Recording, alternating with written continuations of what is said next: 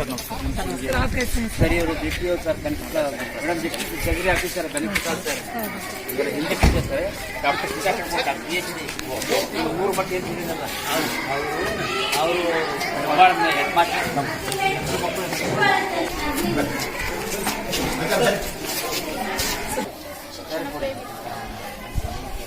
ನಮಸ್ಕಾರ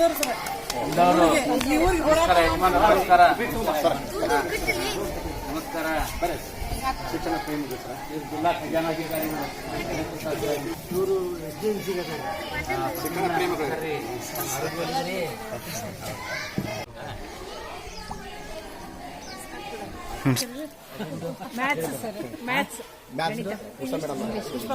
ಸನ್ಮಾನ್ಯ ಶ್ರೀ ZM ಕಾಜಿ sir ಜಿಲ್ಲಾ ಅಕ್ಷರ ದಾಸೋಹ ಅಧಿಕಾರಿಗಳಿಗೂ ಹಾಗೂ ಜಿಲ್ಲಾ ಖಜಾನಾ ಅಧಿಕಾರಿಗಳಿಗೂ ಹಾಗೂ ಶಿಕ್ಷಣ ಪ್ರೇಮಿಗಳಿಗೂ ನಂಗೆಲ್ಲ ಸೌದಿ ಮಿತ್ರರು ನಮಸ್ಕರಿಸುತ್ತಾ ಅಧಿಕಾರಿಗಳು ಇವತ್ತು ನಮ್ಮ ಮಕ್ಕಳಿಗೆ ಬಂದು ತಮ್ಮ ಜ್ಞಾನವನ್ನ ಏರಿತಾ ಇದ್ದಾರೆ.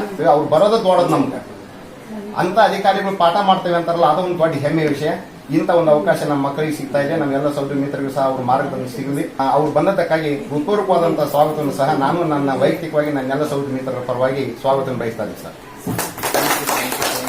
ಯಾವತ್ತೂ ಶ್ರಮಿಸುತ್ತಿರುವ ಊರಿನ ಹಿರಿಯ ನಾಗರಿಕರಿಗೆ ನಮಸ್ಕರಿಸುತ್ತಾ ಇಂದಿನ ಈ ನಿಮ್ಮ ಶಾಲೆ ಬಂದಿದ್ದ ಉದ್ದೇಶ ಅಂತ ಹೇಳಿದ್ರೆ ನಾನು ಹಲವಾರು ಬಾರಿ ಬರೋದಕ್ಕೆ ಪ್ರಯತ್ನ ಮಾಡಿದ್ರು ಸಹ ಮೇಡಮ್ ಅವರು ಹೇಳಿದ್ರು ಬರೀ ಸರ್ ನಮ್ಮ ಶಾಲೆಗೆ ಅಂತೇಳಿ 3 ಮಟ್ಟಿ ಸಲ ಹೇಳಿದ್ರು, ನನ್ಗೆ ಬರೋಕ್ಕಾಗಿಲ್ಲ. ಆದರೆ ಇವತ್ತು ಸುದೈವ ಒಂದು ಒಳ್ಳೆಯ ಅವಕಾಶ ನನ್ನ ಜೊತೆ ಜಿಲ್ಲಾ ಖಜಾನಾಧಿಕಾರಿಗಳಾಗಿರ್ತಕ್ಕಂಥ ಶ್ರೀ ವಿನಯ್ ಪ್ರಸಾದ್ ಸರ್ ಅವ್ರ ಜೊತೆ ಇದ್ದಾರೆ. ಅವ್ರ ಬಗ್ಗೆ ಹೇಳ್ಬೇಕಂತ ಹೇಳಿದ್ರೆ ಒಟ್ಟು ಮಕ್ಕಳಿಗೆ ನಾನು ಪಾಠ ಮಾಡಬೇಕು. ಅವ್ರಿಗೆ ಎಷ್ಟು ಕೆಲಸ ಇರುತ್ತೆ ನಿಮಗೆಲ್ಲ ಗೊತ್ತಿದೆ. ಒತ್ತಡದಲ್ಲಿ ಇರ್ತಾರೆ ಅವರು. ಬಿಲ್ ಪಾಸು ಆ ಬಿಲ್ ಪಾಸು ಸಾವಿರಾರು ಕೋಟಿ ಬಿಲ್ ಪಾಸ್ ಇರುತ್ತೆ, ಇರಲಿ ಬಿಡಮ್ಮ ಇರ್ತವೆ. ಆದ್ರೆ ಸರ್ ಅವರು ಒಂದು ಮಹಾದಾಸೆ ಏನು ಅಂತ ಹೇಳಿದ್ರೆ ನನ್ನ ಮಕ್ಕಳಿಗೆ ಪಾಠ ಮಾಡಬೇಕು, ಮಕ್ಕಳಿಗೆ ಏನಾದ್ರು ಗ್ರಾಮರ್ ಹೇಳ್ಕೊಡ್ಬೇಕು, ನಾವು ಮಾಡಿದ್ರೆ ಮಾತ್ರ ಮನಸ್ಸಿಗೆ ತೃಪ್ತಿ ಸಿಕ್ಕತಿ ಅಂತ ಅವ್ರ ಭಾವನೆ. ಅವರಿಗೆ 1 ಮಿನಿಟ್ ಕೂಡ ಕೂತಿರೋದು ಅಷ್ಟೆಲ್ಲ ಇರ್ತಾವೆ. ಜಿಲ್ಲಾ ಖಜಾನಾಧಿಕಾರಿ ಇರುತ್ತೆ, ಕೋಟ್ಯಾಂತರ ರೂಪಾಯಿ ಬಿಲ್ ಪಾಸ್ ಮಾಡುವ ಅಧಿಕಾರ ಅವ್ರಿಗಿರುತ್ತೆ ಜಿಲ್ಲಾ ಪಂಚಾಯತಿಂದ. ಅಷ್ಟು ನಡುವೆ ಕೂಡ ನಾನು ಒಂದು ಶಾಲೆ ಆಯ್ಕೆ ಮಾಡಿಕೊಟ್ರೆ ನಾನು ವಾರಕ್ಕೆ 2 ಅವಧಿ ಆಗಲಿ 3 ಅವಧಿ ಆಗಲಿ ಮಕ್ಕಳೊಂದಿಗೆ ಸಂವಾದ ಮಾಡಿ ನಾನು ಇಂಗ್ಲಿಷ್ ಗ್ರಾಮರ್ ಅವ್ರ ಸಬ್ಜೆಕ್ಟ್ ಏನಂತ ಹೇಳಿದ್ರೆ ಮೇಡಮ್ ಇಂಗ್ಲಿಷ್ MA ಅವರು. ಒಂದು ಸಬ್ಜೆಕ್ಟ್ ಹಿಂದಿ ಇದೆ, ಸೋಷಿಯಲ್ ಕೂಡ ಇದೆ. ನಾನು ಬಂದಾಗ ಸರ್ ಜೊತೆ ಮಕ್ಕಳಿಗೆ ಸೋಷಿಯಲ್ ಹಿಂದಿ ಕ್ಲೀಸ್ ಹೇಳ್ಕೊಡ್ತೀನಿ. ಒಂದು ವಿಷಯ ತಮ್ಮೆಲ್ಲ ನೆನಪುಕೊಡಿ, ಈ ವರ್ಷ ವಿಶಾಲ್ ಸಾಹೇಬರು 4 ರಿಂದ 5 ಸಭೆಗಳಲ್ಲಿ ಜೂಮ್ ಸಭೆನ ಅಟೆಂಡ್ ಆಗಿ ಇಲ್ಲಿವರೆಗೆ ನಾನು 9 ಸಭೆ ಅಟೆಂಡ್ ಆಗಿದ್ದೀನಿ. ಸ್ಪಷ್ಟವಾಗಿ ಬಹಳ ಸ್ಟ್ರಿಕ್ಟ್ ಆಗಿ ಹೇಳಿದ್ದಾರೆ. ಈ ವರ್ಷ SSLC ಪರೀಕ್ಷೆಯಲ್ಲಿ ನಾವು ಪ್ರಶ್ನಾವಳಿಗಳನ್ನು ಕ್ಲಿಷ್ಟವಾಗಿ ಕೊಡ್ತೀವಿ ಅಂತ ಹೇಳಿದ್ದಾರೆ. ಈಗಲೇ ಮಕ್ಕಳಿಗೆ ನಾವು ಸರಳತೆಯಿಂದ ಕ್ಲಿಷ್ಟತೆಯ ಕಡೆಗೆ ಕ್ವಶನ್ ಪೇಪರ್ ಅನ್ನು ಸಿದ್ಧಪಡಿಸಿ ಮಕ್ಕಳಿಗೆ ಪ್ರಾಕ್ಟೀಸ್ ಮಾಡೋಕೆ ಎಷ್ಟು ಪರ್ಸೆಂಟ್ 50. ಯಾಕೆ ಅಂತ ಹೇಳಿದ್ರೆ ಇದಕ್ಕೆ ಶಿಕ್ಷಣ ಮಂತ್ರಿಗಳು ಕೂಡ ಸಮ್ಮತಿ ಸೂಚಿಸಿದ್ದಾರೆ. ಆಯ್ತು ನೀವು ಹೇಳಿದಾಗ, ಯಾಕಂದ್ರೆ ಕಳೆದ 2 ವರ್ಷ ಕೋವಿಡ್ ಕಾರಣದಿಂದ ಮಕ್ಕಳಿಗೆ ಅತ್ಯಂತ ಸುಲಭವಾದ ಪ್ರಶ್ನೆಗಳನ್ನು ತಯಾರು ಮಾಡಿಕೊಟ್ಟಿದ್ದೀವಿ. ಆದರೂ ಬಹಳಷ್ಟು ಮಕ್ಕಳು ಫೇಲ್ ಆಗಿದ್ದಾರೆ. ಈ ವರ್ಷ ನನಗೆ ಕ್ವಾಲಿಟಿ ರಿಸಲ್ಟ್ ಬೇಕು. ನಾನು ಯಾವ ಕಾರಣಕ್ಕೂ ಯಾವ ಸರ್ಕಾರಿ ಪ್ರೌಢಶಾಲೆಯಲ್ಲಿ 20% ರಿಸಲ್ಟ್ ಯಾಕೆ ಆಗಿದೆ, 30 ಯಾಕೆ ಆಗಿದೆ, ಶಿಕ್ಷಕರ ಮೇಲೆ ಕ್ರಮ ಯಾಕೆ ಜರುಗಿಸಬಾರದು ಅಂತೇಳಿ ಯಾವುದು ತಗೊಳ್ಳಂಗಿಲ್ಲ. ಒಟ್ಟಾರೆ ನನಗೆ ಕ್ವಾಲಿಟಿ ರಿಸಲ್ಟ್ ಬೇಕು. ಅಷ್ಟೇ ಮಕ್ಕಳು PUCಯಲ್ಲಿ ಕೂಡ ಕ್ವಾಲಿಟಿ ರಿಸಲ್ಟ್ ಕೊಡಬೇಕು ಅಂತೇಳಿ ಇವತ್ತು ಮಧ್ಯಾಹ್ನ 2 ಗಂಟೆಗೆ ಮತ್ತೊಂದು ಮೀಟಿಂಗ್ ಇದೆ ಕಮಿಷನರ್. ನಿನ್ನೆ ಕೂಡ ಮೀಟಿಂಗ್ ಆಗಿದೆ. ಪ್ರತಿಯೊಂದು ಮೀಟಿಂಗ್ ಅಲ್ಲಿ ಈ ವಿಷಯ ಪ್ರಸ್ತಾಪ ಮಾಡ್ತಾರೆ ಯಾರು, ಕಮಿಷನರ್. ಅದಕ್ಕಾಗಿ ಈ ವರ್ಷ ತಮ್ಗೆ ಏನಿದೆ ಅಂತ ಹೇಳಿದ್ರೆ ಅಗ್ನಿ ಪರೀಕ್ಷೆ ಇದೆ. ಎಲ್ಲ ಒಳ್ಳೆ ಶಿಕ್ಷಕರಿದ್ದೀರಿ, ಕೇಳಿದ್ದೇನೆ. ಎಲ್ಲಾ ಟೀಚರ್ಸ್ ಎಲ್ಲ ಒಳ್ಳೇದಿದ್ದೀರಿ, ಎಲ್ಲರೂ ಕೂಡ ಕೆಲಸ ಮಾಡ್ತಾ ಇದ್ರಿ. ಇಲ್ಲಿ ಮುಖ್ಯೋಪಾಧ್ಯಾಯ ಹುದ್ದೆ ಖಾಲಿ ಇದ್ರೂ ಕೂಡ ಪರಸ್ಪರ ಸಮನ್ವಯತೆಯಿಂದ ಕೆಲಸ ಮಾಡ್ಕೊಂಡು ಹೋಗ್ತಾ ಇದ್ದಾರೆ. ಗ್ರೇಟ್ ಕೋಆಪರೇಷನ್ ಇದೆ, ಮಾಡ್ಕೊಂಡು ಹೋಗ್ತಾ ಇದ್ದಾರೆ. ಅದಕ್ಕಾಗಿ ಈಗ ನಾನು ಬಂದಿದ್ದ ಉದ್ದೇಶ ಏನಂತ ಹೇಳಿದ್ರೆ, ನಾನು ಸರ್ ಕೂಡ ಬರ್ತಿರ್ತಾರೆ ಶಾಲೆಗಳಿಗೆ. ಅವರು ನಿಮ್ ಶಾಲೆಗೆ ಬರ್ತಾ ಇದ್ದಾರೆ ಅಂತ ಹೇಳಿದ್ರೆ ಅವರು ನಾನು ಹೇಳಿದೆ, ಅವ್ರ ಉದ್ದೇಶ ಒಂದೇ ಇದೆ, ಮಕ್ಕಳೊಂದಿಗೆ ಪಾಠ ಮಾಡಬೇಕು. ಅವರು ಮಾಡಿರ್ತಕ್ಕಂಥ ಸೇವೆಯಿಂದ ಒಂದು 2% ಮಕ್ಕಳಾದ್ರೂ ಕ್ವಾಲಿಟಿ ಇಂಪ್ರೂವ್ಮೆಂಟ್ ಆಗಿ ಶಾಲೆಗೆ ಏನಾದ್ರೂ ಕಾಂಟ್ರಿಬ್ಯೂಷನ್ ಕೊಡೋಣ ಅಂತ ಬರ್ತಾ ಇದ್ದಾರೆ ಹೊರತು ಯಾವ ಕಾರಣಕ್ಕೂ ನನಗೆ ವಿಶಿಷ್ಟವಾದ ಗೌರವ ಸಿಗಬೇಕು, ನನಗೆ ಒಳ್ಳೆ ಮಿಷ್ಟಾನ್ನ ಭೋಜನ ಕೊಡಬೇಕು, ಯಾವುದಕ್ಕೆ ಇಲ್ಲ. ಅದಕ್ಕಾಗಿ ನಾನು ಜೊತೆಗಿರ್ತೇನೆ, ನಾನು ಕ್ಲಾಸ್ ತಗೊಂತೇನೆ. 3 ಮಟ್ಟಿ ಸಾರಿಗೆ ಫೋನ್ ಮಾಡ್ತಾರೆ, ಅವ್ರು ಬರ್ತಾರೆ ಇಂಥ ಟೈಮ್ಗೆ ಅಂತ ಹೇಳಿದ್ರೆ ಅವ್ರು ಇಂಗ್ಲಿಷ್ ವಿಷಯ ಸಂಬಂಧಪಟ್ಟು ಪಾಠ ಮಾಡ್ತಾರೆ ಮಕ್ಕಳಿಗೆ. ವೀಕ್ಲಿ ಅಟ್ಲೀಸ್ಟ್ ಟ್ವೈಸ್ ಬರ್ತೀನಿ. ಇಲ್ಲಿ ಓಟಕ್ಕೆ ನನಗೊಂಥರ ಶಾಕ್ ಆದಂಗೆ ಆಗಿತ್ತು. ಯಾಕಂತಂದ್ರೆ ಇವತ್ತಿನ ದಿವಸದೊಳಗೆ ದುಡ್ಡು ಎಣಿಸೋರಿಂದನೇ ಓಡಿದ ಜಗತ್ತು. ಆ ದುಡ್ಡು ಎಣಿಸೋ ಪುಣ್ಯಾತ್ಮರು ಇವತ್ತು ನಾ ಪಾಠ ಮಾಡ್ತೀನಿ ಅಂತ ಬಂದಾರ. ಧನ್ಯವಾದಗಳು. ಎಷ್ಟು ಒಳ್ಳೆ ಮಾತು. ಬಹುತೇಕ ಇದು ಎಕ್ಸಾಗ್ರೇಟ್ ಅನ್ಬೋದು ತಮಗೆ. ಹೌದು ಸರ್, ಎಕ್ಸಾಗರೇಟ್ ಅಂತಲ್ಲ ಸರ್. ನಾನೀಗ 75 ವರ್ಷದ ವಯಸ್ಸು ಕಳೆದೀನಿ. ಅಂಥದ್ರಲ್ಲಿ ದುಡ್ಡು ಎಣಿಸರಿಗೇನ ಮಹತ್ವ ಇರೋದು. ಹೆಬ್ಬಟ್ಟಿದ್ರು ಸಹಿತ ಅವನಿಗೆ ಮಹತ್ವ ಇರ್ತೈತಿ. ಹೌದು. Everything has got its own value. ಹೌದು. ಸರಸ್ವತಿ ವ್ಯಾಲ್ಯೂ ಸರಸ್ವತಿಗೆ ಇರುತ್ತೆ, ಲಕ್ಷ್ಮಿ ವ್ಯಾಲ್ಯೂ ಲಕ್ಷ್ಮಿ ಇರುತ್ತೆ. ಆದ್ರೂ ಸಹಿತ ನನ್ನ ಅಭಿಪ್ರಾಯದಾಗ, ನನ್ನ ವೈಯಕ್ತಿಕ ಅಭಿಪ್ರಾಯದೊಳಗೆ ಸರ್, ಆ ದುಡ್ಡಿರೋನಿಗೆ ಅಷ್ಟು ಬೆಲೆ ಸರಸ್ವತಿಗೆ ಇದ್ದವನಿಗೆ ಇರೋದಿಲ್ಲ ಸರ್. ಇದು ನನ್ನ ಅನುಭವ. ಅದರಲ್ಲಿ ತಾವು ಕಾಜಿ ಸಾಹೇಬ್ ಹೇಳಿದ್ರಿ, ಈಗ ಆ ಇಡೀ ಜಿಲ್ಲೆಯ ಹಣಕಾಸಿನ ಪರಿಸ್ಥಿತಿ ಎಲ್ಲ ನೋಡಿ ಹಣಕಾಸನ್ನು ಎಣಿಸ್ತಕ್ಕಂಥ ಅಧಿಕಾರಿಗಳು ಬಂದಾರ. ಮೇಲಾಗಿ MA ಪದವೀಧರರು ಅವರು ಮಕ್ಕಳ ಜೊತೆಗೆ ನಾಲ್ಕು ಒಂದು ಕ್ಷಣ ಕಳಿಬೇಕು ಅನ್ನೋ ಆಸಕ್ತಿಯಿಂದ ಬಂದಾರ ಅಂದಾಗ ಶಾಕ್ ಆದ ನನಗೆ. ಮಟ್ಟದ ಖಜಾನೆ ಅಧಿಕಾರಿಗಳು, ಆಮೇಲೆ ನಮ್ಮ ಕಾಜಿ ಸರ್ ಇಲ್ಲಿ ಇವತ್ತು ಬಂದು ಈ ರೀತಿ ವಾಲಂಟಿಯರ್ ಆಗಿ ಸ್ವಯಂ ಪ್ರೇರಿತರಾಗಿ ಇವತ್ತು ಈ ಕೆಲಸವನ್ನು ಒಪ್ಪಿಕೊಂಡು ನೀವು ಬಂದಿರಿ ಅಂತಂದ್ರೆ ನಮ್ಮ ಭಾಗ್ಯ. ಆ ನಮ್ಮ ಬಸವೇಶ್ವರನ ಕೃಪಾ ಕಟಾಕ್ಷ ತಮ್ಮ ಮೇಲೆ ಇರಲಿ ಅಂತ ಪ್ರಾರ್ಥಿಸಿ ಅಂತ ನಾನು ನಮ್ಮನ್ನು ಹೃತ್ಪೂರ್ವಕವಾಗಿ ಅಭಿನಂದಿಸ್ತೇನೆ. ಗ್ರಾಮದ ಪರವಾಗಿ ನಿಮಗೆ ಅನಂತ ಧನ್ಯವಾದಗಳು. ಇಷ್ಟಕ್ಕೆ ಅವಕಾಶ ಕೊಟ್ಟಿರ್ತಕ್ಕಂಥ ಎಲ್ಲರಿಗೂ ನಾನು ನಮಸ್ಕಾರ. ವಿದ್ಯಾರ್ಥಿಗಳೇ, ಈ ದಿನ ನಮ್ಮ ಶಾಲೆಗೆ ಬಹುದೊಡ್ಡ ಕೊಡುಗೆ. ಬಹುಶಃ ನಮ್ಮ ಶಾಲೆ 2007ರಲ್ಲಿ ಸ್ಥಾಪನೆಯಾಗಿತ್ತು.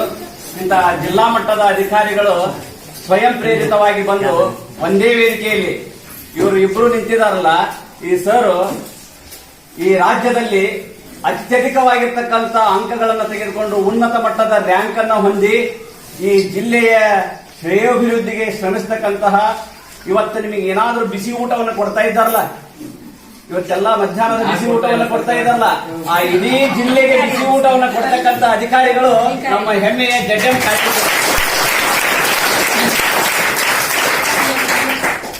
ಸುಮಾರಷ್ಟು ಇಲಾಖೆಗಳದಾವ.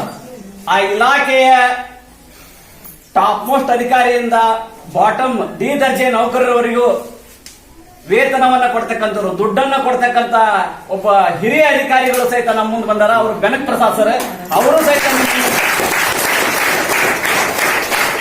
KAS ಆಫೀಸರ್ ಸರ್, ಇವರು KES ಆಫೀಸರ್ ಸರ್. ಇವರಿಬ್ರು ಇವತ್ತ ನಮ್ಮ ಚಿಕ್ಕಲಿಂಗದಳ್ಳಿ ಶ್ರೀ ಬಸವೇಶ್ವರ ಸರ್ಕಾರಿ ಪ್ರೌಢಶಾಲೆಗೆ ಬಂದಿದ್ದಾರೆ. ಗ್ರಾಮದ ಹಿರಿಯರಾಗಿರ್ತಕ್ಕಂಥ ಶಿವಪದ್ರ ಬಣಕಾರ್ ಅವರು ಮತ್ತು SDMCಯ ಸದಸ್ಯರಾಗಿರ್ತಕ್ಕಂಥ ಶ್ರೀ ಫಕೀರಣ್ಣ ಸೌರ್ ಅವರು ಮತ್ತು ನಮ್ಮ ಸಂಸ್ಥೆಯ ಪ್ರಭಾರಿ ಮುಖ್ಯೋಪಾಧ್ಯಾಯರಾಗಿರ್ತಕ್ಕಂಥ ಶ್ರೀ DH ಹೆಬ್ಬಾಳ್ ಅವರು ಮತ್ತು ಎಲ್ಲ ಸಹೋದ್ಯೋಗಿ ಬಂಧುಗಳು ಸಹಿತ ಅವರನ್ನ ಬಹಳ ಆತ್ಮೀಯವಾಗಿ ದೊಡ್ಡ ಚಪ್ಪಾಳೆಯ ಮೂಲಕ ಸ್ವಾಗತವನ್ನ ಮಾಡಿಕೊಡ್ತಾ ಇದ್ದೇವೆ. ಸ್ವಾಗತ, ಸುಸ್ವಾಗತ. ಬಹಳಷ್ಟು ವಿದ್ಯಾರ್ಥಿಗಳಿದ್ದೀರಿ. ಈ ವರ್ಷ ನಾವೆಲ್ಲ ತಾಲೂಕಿಗೆ ಮತ್ತು ಜಿಲ್ಲೆಗೆ ಅಥವಾ ಸಮಯ ನಿಮ್ಮ ಪ್ರಯತ್ನ ಒಳ್ಳೆಯದಾಗಿತ್ತಂದ್ರೆ ರಾಜ್ಯಕ್ಕೂ ಸಹಿತ ಉತ್ತಮವಾಗಿರ್ತಕ್ಕಂಥ ಅಂಕಗಳನ್ನು ತೆಗೆದುಕೊಂಡು ರ್ಯಾಂಕ್ ಬರ್ತಕ್ಕಂಥ ಕೀರ್ತಿ ನಿಮ್ದಾಗಬೇಕು. ಇವತ್ತಿನ ದಿವಸ ನಮ್ಮ ಜಿಲ್ಲೆಯ ಖಜಾನಾಧಿಕಾರಿಗಳಾಗಿರ್ತಕ್ಕಂಥ ಶ್ರೀಯುತ ಬೆನಕ್ ಪ್ರಸಾದ್ ಸರ್ ಮತ್ತು ಸರ್ ಸಹಿತ ನಮ್ಮ ಜಡ್ಎಂ ಕಾಜಿ ಸರ್ ಸಹಿತ ಹಲವಾರು ವಿಚಾರಧಾರಿಗಳನ್ನ ನಿಮಗೆ ಹೇಳ್ಕೊಡ್ತಾರ, ಟಿಪ್ಸ್ ಗಳನ್ನ ಹೇಳ್ಕೊಡ್ತಾರ, ನಿಮ್ ಕೂಡ ಸಂವಾದ ಮಾಡ್ತಾರ. ಮತ್ತೆ ಸಮಯ ಸಿಕ್ಕಾಗ ಮತ್ತೆ ವಾರದಲ್ಲಿ 2 ಬಾರಿ 3 ಬಾರಿ ಬಂದು ಹೋಗ್ತಿರ್ತಾರ. ಇದು ನಿಮ್ಮ ಸುದೈವ. ದಯಮಾಡಿ ಈ ಸುದೈವಕ್ಕೆ ನೀವು ಋಣಿಯಾಗಿರ್ರಿ. ಅವ್ರಿಗೆ ಏನಾದ್ರೂ ನಿಮ್ಮಿಂದ ಉಪಯೋಗ ಐತಿ ಇಲ್ಲಲ್ಲ? ಹಾಗಾದ್ರೆ ಅವ್ರು ಯಾಕೆ ಬರ್ಬೇಕು? ಅವ್ರು ಯಾರು ಏಳಿಗೆಗಾಗಿ ಬರ್ಬೇಕು? ಅವರಿಂದ ನೀವೇನು ಪಡಿಬೇಕು? ಅವರು ಜೇಬಿನಲ್ಲಿ ಎಂತ ಪೆನ್ ಅದಾವ? ದೊಡ್ಡ ಅಧಿಕಾರಿಗಳು. ಒಮ್ಮೆ ಗ್ರೀನ್ ಪೆನ್ ತಗೊಂಡು ಬರೆದ್ರೆ ಭವಿಷ್ಯನ ಸಹಿತ ಸ್ಟಾರ್ ಆಗ್ತದೆ. ನೀವು ಜೇಬಿನಲ್ಲಿ ಎಂತ ಪೆನ್ ಇಟ್ಕೊಳ್ಳೋರಾಗಬೇಕು? ಆಗ್ತೀರಿ? ಯಾರ್ಯಾರು ಆಗ್ತೀರಿ? ಎಸ್, ಒಂದ್ 4-5 ಮಂದಿ ಮೊದ್ಲ ಕೈ ಇರ್ತೀರಿ. ಅವರಿಗೆ ಬಹಳ ಬೆಲೆ ಇರುತ್ತೆ.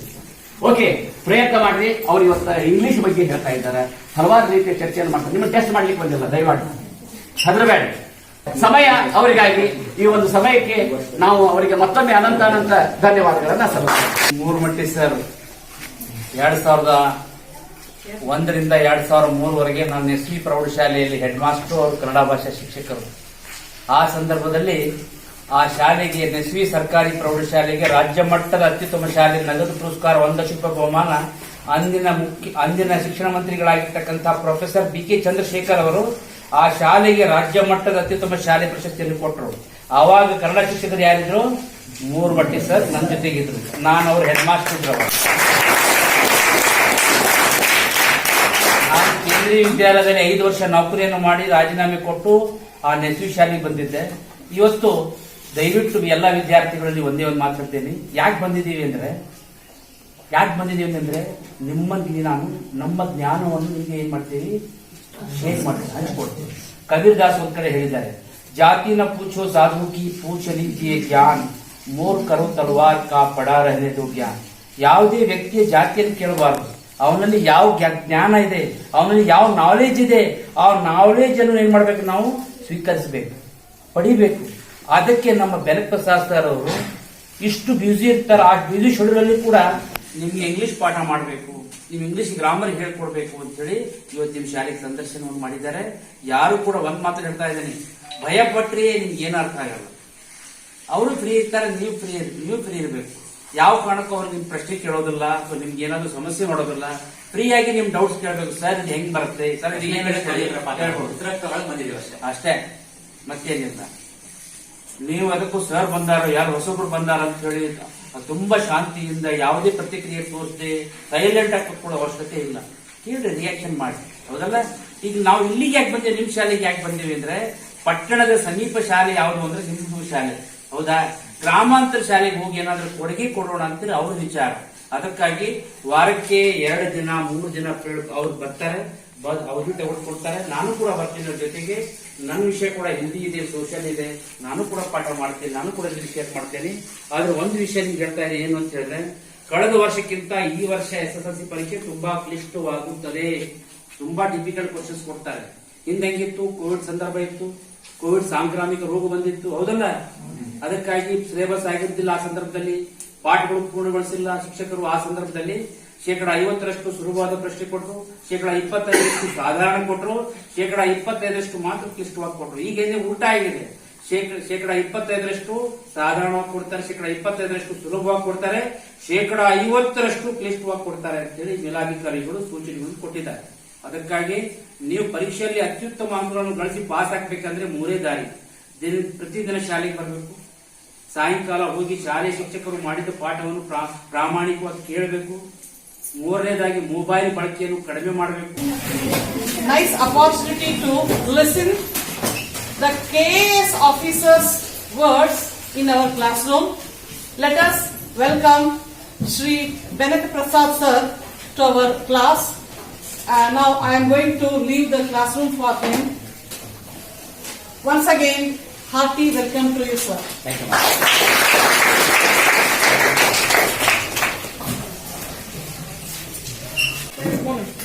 How was the day today? How is the day? How was the day? ಹೇಳ್ಬೇಕೇನ ರೆಸ್ಪಾನ್ಸ್ ಕೊಡ್ಬೇಕು. ನನಗೆ ಹೆಂಗಿತ್ತು ಇವತ್ತಿನ ದಿವಸ ನಿಮಗೆಲ್ಲ? ಚೆನ್ನಾಗಿತ್ತ? ಎಲ್ಲ ನಾಷ್ಟ ಮಾಡಿದ್ದೀರಾ? ಮತ್ತೆ ವಾಯ್ಸೇ ಬರ್ತಾ ಇಲ್ವಲ್ಲ ಮತ್ತೆ?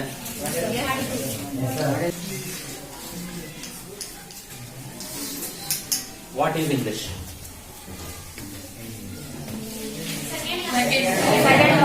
Second language. Why did you tell me it is second language? ಯಾಕೆ ಸೆಕೆಂಡ್ ಲ್ಯಾಂಗ್ವೇಜ್? ಓಕೆ, ಸರಿ ಆಯ್ತು. ಈಗ ಇಂಗ್ಲಿಷ್ ಅಂದ್ರೆ ನನ್ನ ಲೆಕ್ಕದಲ್ಲಿ ಇಟ್ಸ್ ಅ ಲ್ಯಾಂಗ್ವೇಜ್. ಹೌದಾ? ಕರೆಕ್ಟಾ? ನಾನು ಹೇಳ್ತಿರೋದು ಕರೆಕ್ಟಾ ತಪ್ಪು? Am I right are not? Right. Okay, then what is Kannada?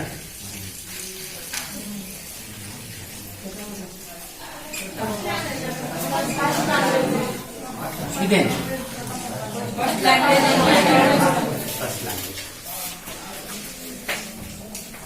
Okay, English is also a language, but it is ಇದೇನಿದು? Second language. So this is first language, okay? As per you, Kannada is first language and English is second language. Why so? ಮಾತೃಭಾಷೆ ಅಂದ್ರೆ ನನ್ನ mother tongue ಅಂತ ಹೇಳ? Okay, ಸರಿ. ಅರ್ಥ ಆಗುತ್ತೆ, understanding. Okay, ಅಲ್ಲೇ okay, other than that? writing. Right. Okay.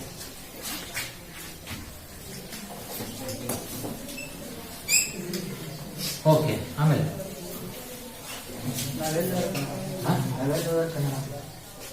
ಎಲ್ಲೋದ್ರು ಎಲ್ಲರೂ ಕನ್ನಡ ಮಾತಾಡಕ್ಕಾಗಲ್ಲ.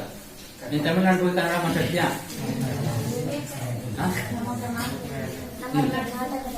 ಓಕೆ, ಈಗ ನೋಡಪ್ಪ, what I'm telling you is ನಮ್ಮ ಮಾತೃಭಾಷೆ ಕನ್ನಡ, ಹೌದಾ? ಅಥವಾ ಬೇರೆ ಯಾವ್ದು ಬೇರೆ ಸ್ಟೇಟ್ ಅಲ್ಲಿ ಹೋಗ್ತೀರಾ, ನೀವು ತಮಿಳ್ನಾಡಿಗೆ ಹೋಗ್ತೀರಾ, ಆಂಧ್ರ ಪ್ರದೇಶಕ್ಕೆ ಹೋಗ್ತೀರಾ, ಅಥವಾ ಬೇರೆ ಕಂಟ್ರಿಗೆ ಹೋಗ್ತೀರಾ. ಫಾರ್ ಎಕ್ಸಾಂಪಲ್ ಇಂಗ್ಲೆಂಡ್ ಹೋಗ್ಬೋದು, ಅಮೆರಿಕಾಗೆ ಹೋಗ್ಬೋದು, ಮತ್ತೊಂದು ಕಂಟ್ರಿಗೆ ಹೋಗ್ಬೋದು.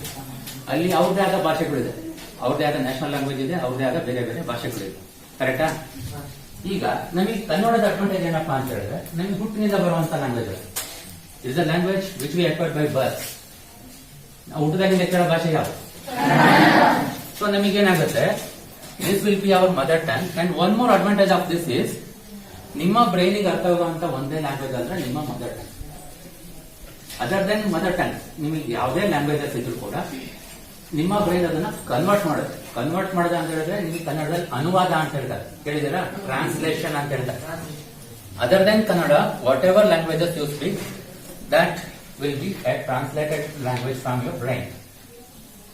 ಸೊ ನಿಮಗೇನಾಗುತ್ತೆ, ಈ ಮದರ್ ಟಂಗ್ ಬಿಟ್ಟು other than mother tongue languages ಸ್ವಲ್ಪ ಲೈಟ್ ಆಗಿ ನಿಮ್ಮ ಹಿಡಿತಕ್ಕೆ ಬರೋದು ಸ್ವಲ್ಪ ಕಷ್ಟ ಆಗುತ್ತೆ. ಅದಕ್ಕೆ ನೀವೇನ್ ಮಾಡಬೇಕು? ಪ್ರಾಕ್ಟೀಸ್ ಮಾಡಬೇಕು, ಹೌದಾ? ಸೊ ಈ ಪ್ರಾಕ್ಟೀಸ್ ಮಾಡ್ಬೇಕಾದ್ರೆ ಏನ್ ಮಾಡ್ಬೇಕು? ನೀವು ಏನ್ ಮಾಡ್ಬೇಕು? ಮಾತಾಡ್ಬೇಕು, ಓದ್ಬೇಕು. ಒಂದು ಯೂನಿಟ್ ಒಂದು ಓಪನ್ ಮಾಡ್ಕೊಡ್ರಿ ನಿಮ್ಮ ಇದರಲ್ಲಿ. Before you read this anecdote narrated by a person, then answer the questions given below. Okay, ಬಿಡಿ. ಮತ್ತೊಬ್ರು ಯಾರಾದ್ರು ಈಗ ಫಾರ್ ಎಕ್ಸಾಂಪಲ್ ಇದರಲ್ಲಿ ಒಂದು ವರ್ಡ್ ಬಂತು, ಏನದು? Anecdote narrated by a person. Anecdote narrated by a person. ಏನು ಅನೆಕ್ಡೋಟ್ ಅಂದ್ರೆ ಏನು? ಎಲ್ಲರೂ ಅರ್ಥ ಆಗಿದ್ಯಾ? ಲೇಖಕರು ಅಲ್ಲ, ಸಾರಿ. ಅನೆಕ್ಡೋಟ್ ಅಂದ್ರೆ ಏನಪ್ಪಾ ಅಂದ್ರೆ ಒಂದು ಶಾರ್ಟ್ ಸ್ಟೋರಿ. ಪದಗಳು ಅರ್ಥ ಮಾಡ್ಕೊಳ್ಳಿ. ಅನೆಕ್ಡೋಟ್ ಅಂದ್ರೆ ಏನು? Short story.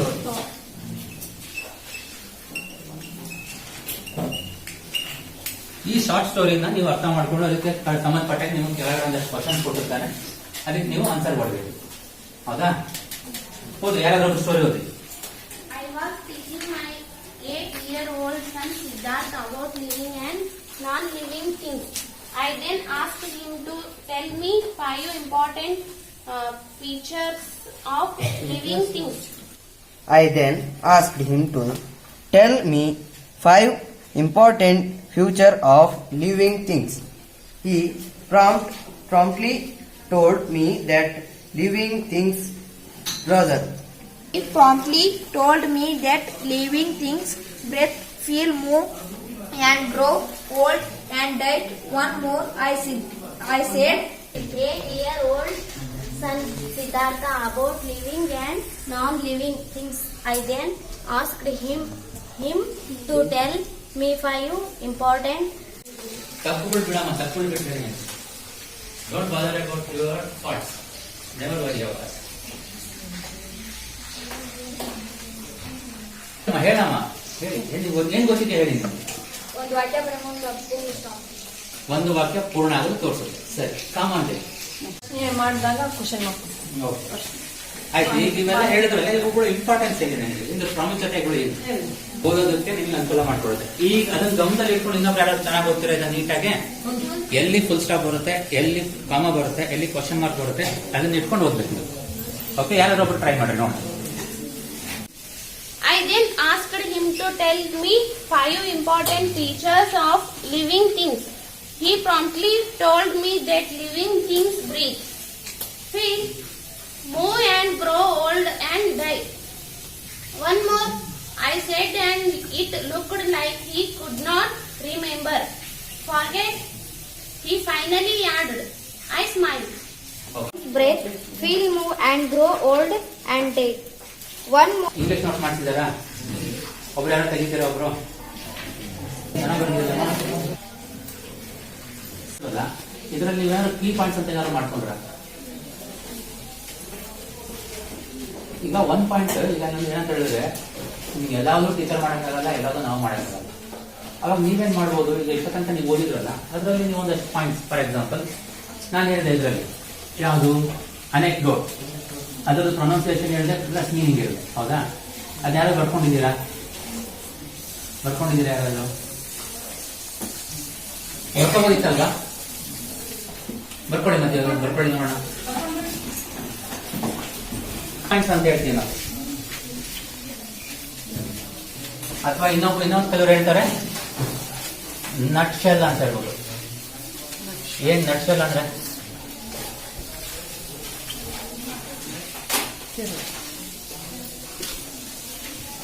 ಕೀ ಪಾಯಿಂಟ್ಸ್ ಅಂದ್ರೆ ಇಟ್ಕೊಂಡು ಈಗ ಕೀ ಪಾಯಿಂಟ್ಸ್ ಅಂದ್ರೆ ಏನಪ್ಪಾ? ಈಗ ಫಾರ್ ಎಕ್ಸಾಂಪಲ್ ಇದರಲ್ಲಿ ಏನು ಫಸ್ಟ್ ಥಿಂಗ್ ರೀಡ್ ದಿಸ್ ಅನೆಕ್ಡೋಟ್ ಅಂತ ಹೇಳಿದ್ರು. ಏನಿದು ಅನೆಕ್ಡೋಟ್? ಅದ್ರದ್ದು ಒಂದು ಬರ್ಕೊಳ್ಳಿ. ಏನು ಮೀನಿಂಗ್ ಏನದು ಅನೆಕ್ಡೋಟ್ ಅಂತ ಹೇಳಿದ್ರೆ? ಶಾರ್ಟ್ ಇಂಟ್ರೆಸ್ಟಿಂಗ್ ಸ್ಟೋರಿ, ಒಂದು ಸಣ್ಣ ಕಥೆ. ನೆಕ್ಸ್ಟ್ ಇನ್ನೊಂದು ವರ್ಡ್ ತೊಗೊಳ್ಳಿ, ಯಾವುದು? ಇದರಲ್ಲಿ ಇನ್ನೂ 2 ಹೇಳ್ತಾನೆ, ಯಾವುದು? Living and non living. ಹೌದಾ? ಕರೆಕ್ಟ್ ನಾನು ಹೇಳ್ತಿರೋದು? ನಾನು ಹೇಳೋದೇ ಬರೆಯೋದು ಬೇಡ, ನೀವು ನೋಡ್ಕೊಳ್ಳಿ, ನಿಮ್ಮ ಟೆಕ್ಸ್ಟ್ ಬುಕ್ ಓಪನ್ ಮಾಡ್ಕೊಳ್ಳಿ, ಆಯ್ತಾ? ನಿಮ್ಮಲ್ಲಿ ಎರಡು ಇದೆಯಾ? ಲಿವಿಂಗ್ ಅಂಡ್ ನಾನ್ ಲಿವಿಂಗ್ ಇದೆಯಾ? ಹೌದಾ? ಅದರಲ್ಲಿ ಇನ್ನೊಂದು ಕೊಟ್ಟಿದ್ದಾನೆ, ಲಿವಿಂಗ್ ಥಿಂಗ್ ಫೀಚರ್ಸ್ ಏನಿದೆ, ನಾನ್ ಲಿವಿಂಗ್ ಥಿಂಗ್ಸ್ ಫೀಚರ್ಸ್ ಏನಿದೆ ಕೊಟ್ಟಿದ್ದಾನ? ಬರ್ಕೊಳ್ಳಿ, ಇದನ್ನ ಬರ್ಕೊಳ್ಳಿ. ಯಾರು ಮರೀತಾರೆ?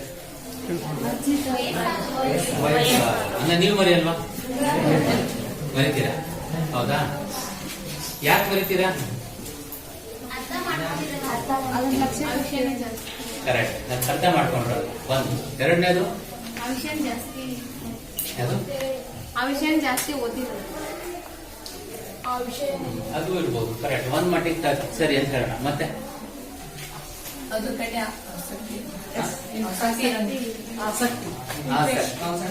ಸರಿ.